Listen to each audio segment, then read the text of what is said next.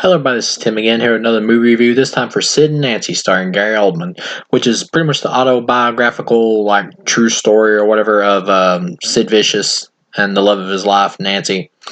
Anybody who knows this story knows it's more of like a tragic love story. Obviously, if you're watching this movie, you know where it's headed. If you know the real event. Now, as far as this film goes, it's really a movie about like not just like that relationship, but also about like the Sex Pistols themselves a little bit, and the whole like punk rock scene at the time when it was rising up in the UK and all that. This film is well directed. It has some really good like neat looking visual shots, and like especially in scenes where it's like, well, especially in a scene where it's like Sid and Nancy kissing or whatever, and all this trash is like falling around them and all that. Really shows like the degradation, of like the poor, more slum type places. Definitely adds to the punk rock element and nihilistic, feel of the movie.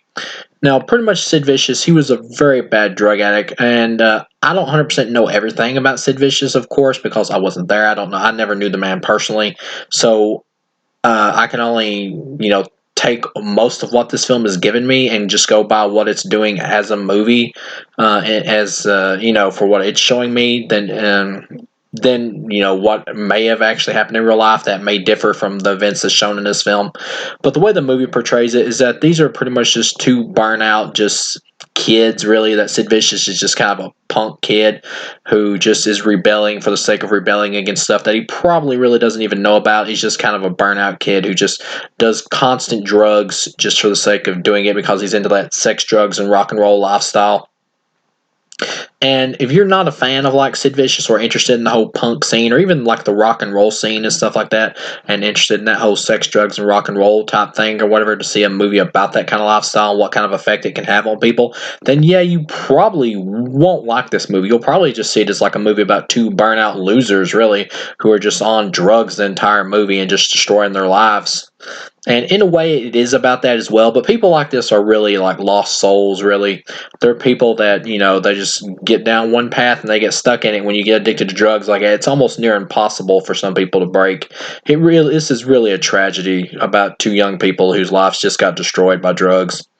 Um, and that's what I appreciate about the movie is it doesn't try to glamorize like the whole rock scene and all that, because I love rock music, and I like punk music as well. What I love about it is the whole inspiration thing it does to get you to rebel against stuff that you do know is bad and is wrong. And like the lead singer of like the Sex Pistols or whatever, like Johnny Rotten, he has said some like stupid shit or whatever before about like gay people and all that. But at the same time though, he did make a really good point about this film that I did see, and I kind of agree with him on, when he talks about the ending of this film and not really liking it. I actually agree with him on that. I don't like the ending of this film either. Um, Pretty much you just got Sid and Nancy together, and you do get the idea that they really do love each other, but it's kind of buried underneath like the whole drug thing and all that, to where they're just so blown away that they just don't even know what they're doing half the time. And like the Sex Pistols like breaks up, and Vicious tries to go his own way, and Nancy tries to help get him gigs and all that, but he's just too strung out on drugs and heroin and everything that he just can't really, he can't perform. It destroys all the talent that he has. And one cute thing is like Nancy like gets a kitten in this movie or whatever, and she's like taking it around to different apartments and stuff like that, and where him and or her and Sid are staying at and all that, which was really adorable.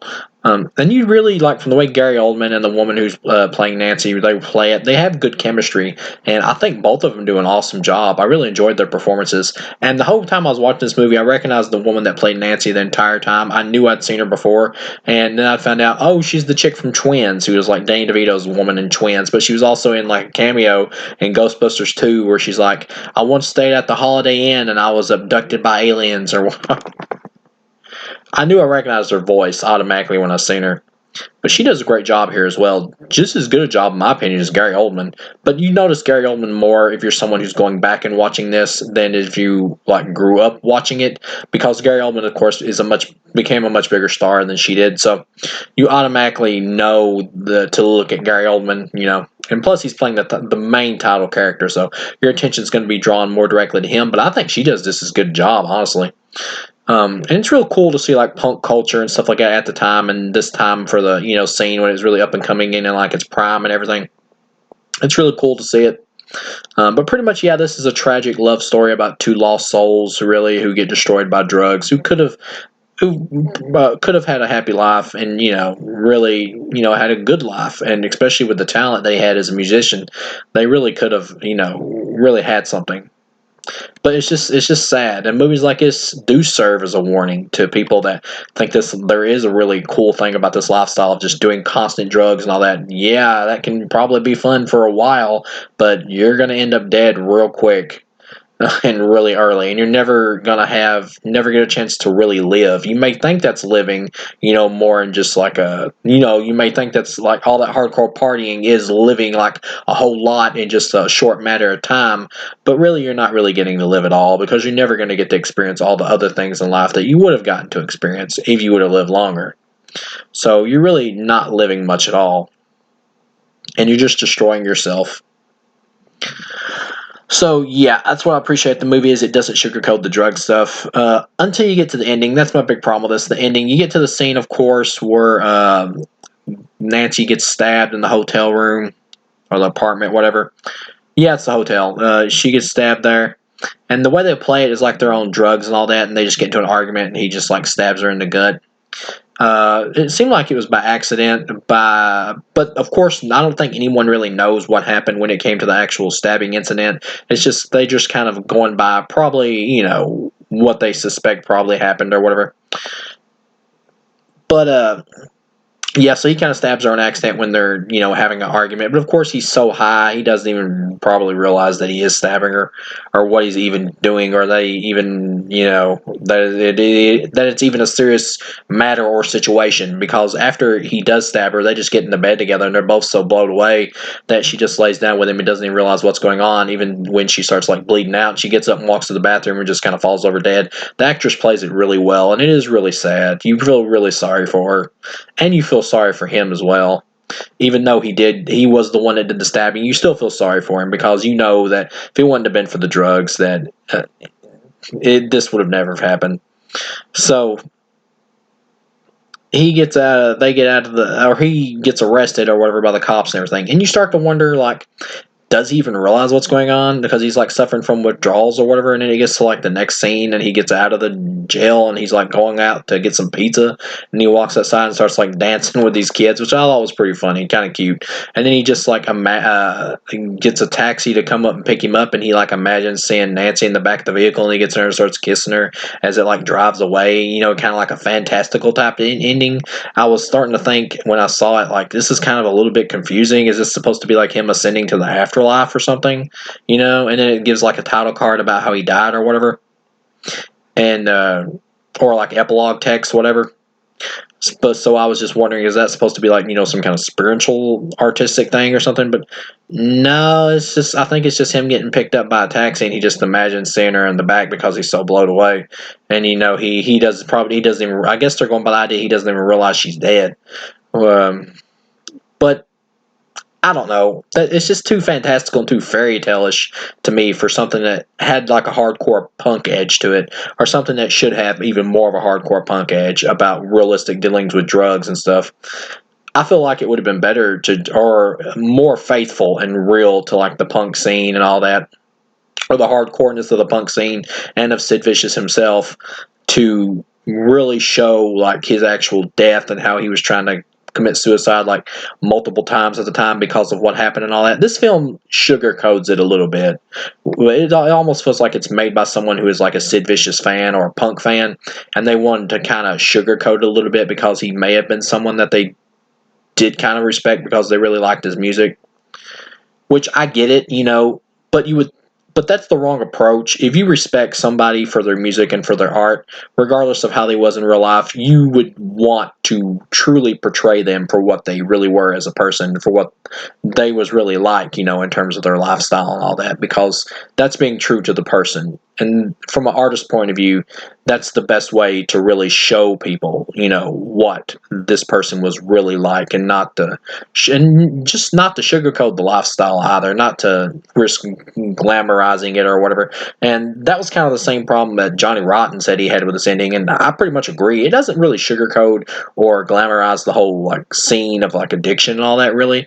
but it just sugarcoats the movie itself with an ending like this whole kind of fairy tale type thing. It's like, this would have made much more sense to have him, like, passed out dead from a drug overdose or something, or however he died in real life. I'm not for sure. I know he tried to commit suicide like multiple times once he realized that Nancy had died, but I completely forget how he actually died, though. But it would have been much more, respectful to me, to the actual person, to really show what this guy's lifestyle really led to and what did happen with him, and not to depower what the message of this movie should be with what happened, with the drugs and stuff. Because that does kind of depower it. It takes you out of watching something that feels real with the drug addiction and stuff, and reminds you, oh, okay, this is just a Hollywood movie. So yeah, that really weakened the film for me. I was pretty much really enjoying it for a lot of it, until that ending. Just really kind of so that took me from what I would have given this, which would probably been like a 4, to a 3. This is a 3-star out of 4 for me. I think this is a good, solid movie. Sorry about that. But yeah, I think this is a good, solid movie, and I do enjoy it. It's got some cool music in it, and when Gary Oldman is like blowed away as Sid Vicious trying to sing like Iggy Pop or whatever, I want to be a dog or be your dog or whatever that song was. That was also used in Cruella recently. It is pretty funny. But yeah, you get to the ending here. It is pretty weak. So I actually 100% agree with Johnny Rotten that the ending here is kind of lame. So yeah, that brings it down to a 3 to me. Yeah, not a bad movie. A good, solid movie, but could have been a much more powerful, emotionally impactful movie that really sent home the message about what this kind of lifestyle leads to for people, so that young people just don't jump into this shit, not really understanding what this kind of lifestyle really is. But yeah, all in all, though, it's still a powerful film and still well done. It's still easily a solid good time 3 out of 4, and I would definitely pick this up on Blu-ray or DVD when I get a chance. It's worth owning, especially if you're a Gary Oldman fan. Really good performance. So thank you guys for watching, and I'll see you again.